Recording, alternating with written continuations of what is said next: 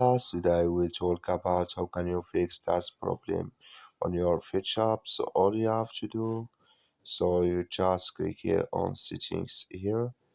So then it's going to take you to this list here. Then all you have to do, so you just go down here, you keep going down, then you click here on apps, then you come to apps list. In here can you looking for Fetch app, or just click here on search, then you click here, add here Fetch, then you click on Fetch here.